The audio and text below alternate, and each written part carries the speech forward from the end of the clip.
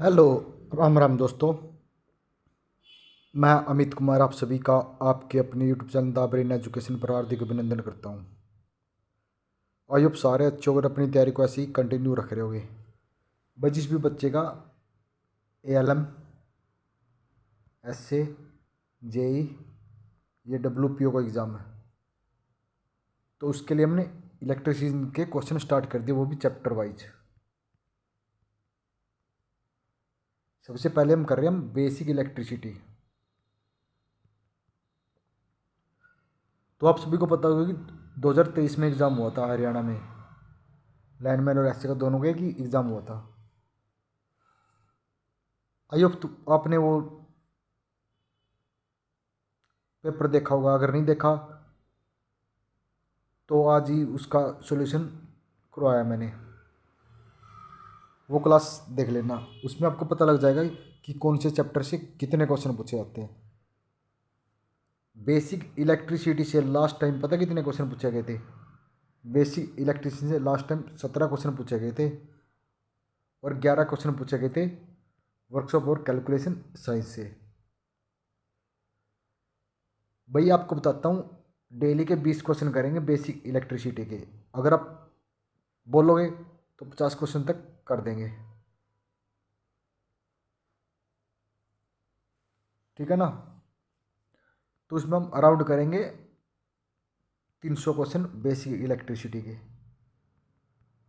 अगर आपने वो 300 क्वेश्चन कर लिए ना भाई, कर लिए, चाहे बेसिक इलेक्ट्रिसिटी से अराउंड 10 से 15 क्वेश्चन तो कन्फर्म में पूछे जाएंगे।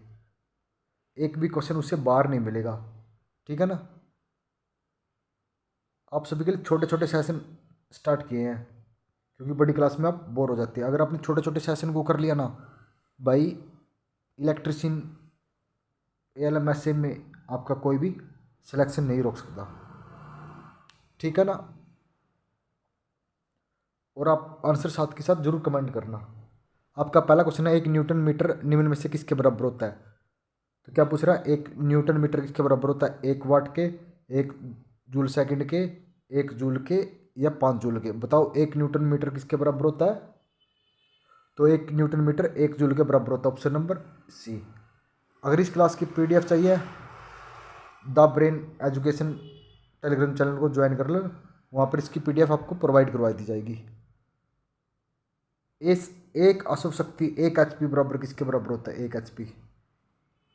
भाई ये क्वेश्चन सारे जितने भी आज तक ऑल इंडिया पेपर हो, चाहे रेलवे का हो या चाहे UP PCL का हो, चाहे हरियाणा का हो, चाहे पंजाब PCL का हो, उन सभी के PYQ क्वेश्चन है, ठीक है ना।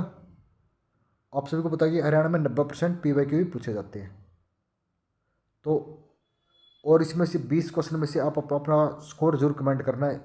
आप साथ के साथ अगर आंसर कमेंट नहीं कर सकते ना, तो लास्ट में आप अपना स्कोर कमेंट करना कि किसके 20 में से 18, 17, 16 जितने भी क्वेश्चन करेक्ट हुए हैं, जरूर कमेंट करना, ठीक है ना।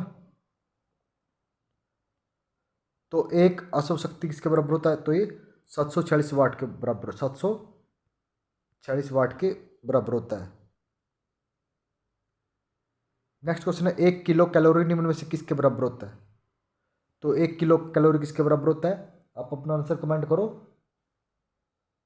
तो ये 4187 जूल के बराबर होता है 1 किलो कैलोरी, ठीक है ना। निम्न विकल्पों में से प्रतिरोध के कार्य को पहचानिए। तो प्रतिरोध का कार्य क्या है भाई? प्रतिरोध का कार्य क्या है? तो धारा के प्रवाह को रोकना, ऑप्शन नंबर सी। धारा के प्रवाह को रोकना। तापमान में प्रति डिग्री वृद्धि के साथ प्रतिरोध में वृद्धि और मूल प्रतिरोध के अनुपात को क्या कहा जाता है? तो तापमान में प्रति डिग्री वृद्धि के साथ प्रतिरोध में वृद्धि और मूल प्रतिरोध के अनुपात को क्या कहा जाता है? आपका पांचवा ऑप्शन का ओ क्वेश्चन नंबर 5 का आंसर कमेंट करो। तापमान में प्रति डिग्री वृद्धि के साथ प्रतिरोध में वृद्धि और मूल प्रतिरोध के अनुपात को क्या कहा जाता है? तो इसे प्रतिरोध का तापमान गुणा कहा जाता है, ऑप्शन नंबर ए। यदि एक परिमित लंबाई में चालक का व्यास घटकर आधा हो जाए तो उसका प्रतिरोध।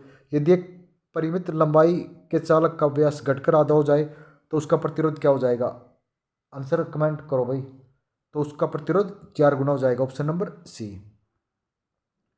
ओम का नियम निम्न में से किसका संबंध से जुड़ा है? तो ओम का नियम किससे जुड़ा हुआ है?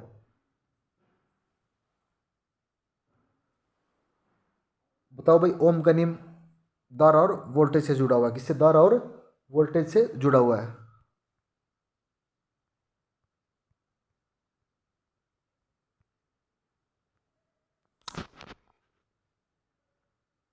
क्वेश्चन नंबर 8 करते हैं भाई। प्रतिरोध के समांतर जोड़ों के सिरे पर विभवांतर होता है। तो प्रतिरोध के समांतर जोड़ों के सिरे पर विभवांतर कितना होता है? अपना आंसर कमेंट करो। तो इसका क्या आ जाएगा? तो ये सिरों पर विभवांतर समान रहता है।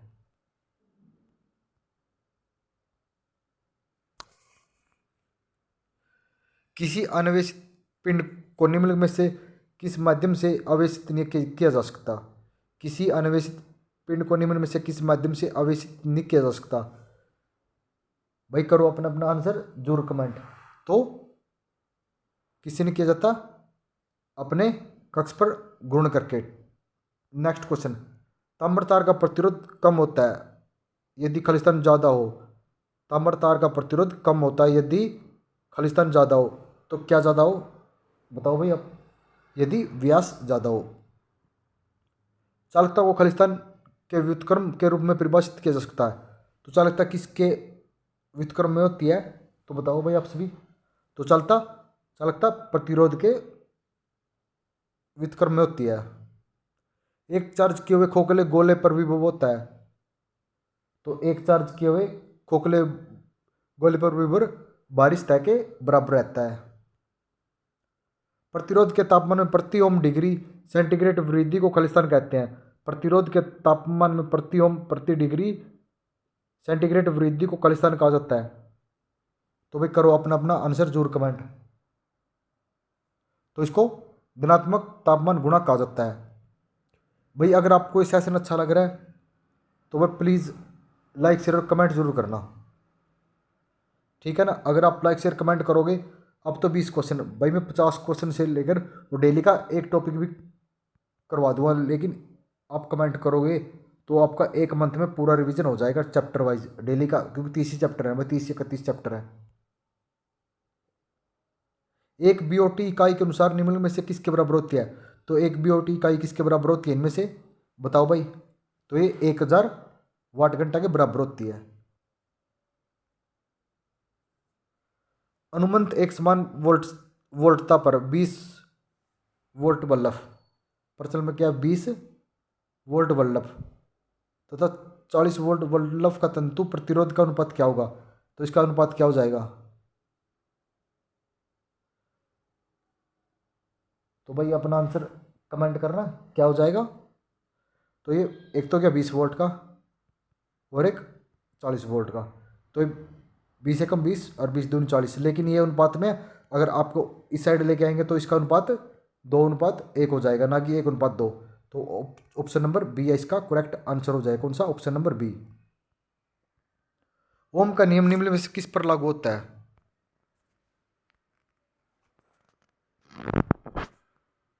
तो ओम का नियम किस पर लागू रहता है? एसी और डीसी दोनों परिपथों पर ओम का नियम लागू रहता है।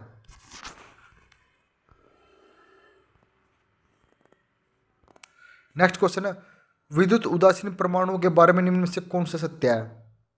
तो विद्युत उदासीन परमाणुओं के बारे में निम्न में से कौन सा सत्य है, ये आपने ये बताना है। तो आप सभी आंसर कमेंट करो भाई। तो इसमें प्रोटॉन और इलेक्ट्रॉन की संख्या बराबर होती है, ऑप्शन नंबर सी इसका करेक्ट आंसर हो जाएगा। भाई आप सभी अपना अपना आंसर जरूर कमेंट करना कि सर मेरा 20 में से इतने क्वेश्चन ठीक हुए हैं। किसी परमाणु के केंद्र में क्या होता है? तो किसी परमाणु के केंद्र में क्या रहता है? ये तो सभी को पता ही होगा। अगर नहीं पता बताओ केंद्र में क्या रहता है? किसी परमाणु के केंद्र में क्या रहता है? प्रोटॉन और इलेक्ट्रॉन। निम्न में से कौन सा एक परमाणु का सबसे हल्का कण है? तो परमाणु का सबसे हल्का कण कौन सा होता है बताओ भाई। तो ये इलेक्ट्रॉन होता है। परमाणु का सबसे हल्का कण इलेक्ट्रॉन रहता है। समान रूप से स्पर्श विभव की तुलना में स्टेप विभव परिमाण में खालिस्तान रहता है, ये खालिस्तान होते हैं। समान रूप से स्पर्श टच पोटेंशियल की तुलना में स्टेप पोटेंशियल, तो इनके बीच में क्या रहता है बताओ आपसे भी आंसर। तो ये स्टेप विभव छोटा रहता है किसकी तुलना में, टच की तुलना में, ठीक है ना भाई। अगर आपने सेशन अच्छा लगा है 20 क्वेश्चन, तो भाई जरूर लाइक शेयर और कमेंट करके जरूर बताना कि हमें अच्छे लगे, तो फिर तो नेक्स्ट क्लास स्टार्ट की जाएगी। अगर 10 बच्चों ने भी कमेंट कर दिया कि सेशन स्टार्ट कर दो, तो भाई स्टार्ट कर दिया जाएगा। नहीं तो फिर अगर किसी को अच्छा नहीं लगेगा तो फिर क्या ही फायदा किसी का टाइम वेस्ट करके, ठीक है ना। बस ये चीज़ है कि मैं आपका टाइम बचा सकता हूँ, क्योंकि जो आप रिवीजन डेली करोगे ना, अगर डेली भी 3-4 घंटों में करोगे ना, मैं वो रिवीजन आपका 30 से 40 मिनट में उन्हीं क्वेश्चनों का रिवीजन करवा दूंगा। ये सिर्फ एक रिवीजन के लिए रहेगा और बेस्ट ऑप्शन रहेगा रिवीजन के लिए, जितना जल्दी करोगे, ठीक है। अगर पीडीएफ चाहिए तो टेलीग्राम चैनल ज्वाइन कर लेना या कमेंट कर देना, पीडीएफ आपको लिंक प्रोवाइड करवा दूंगा। धन्यवाद दोस्तों।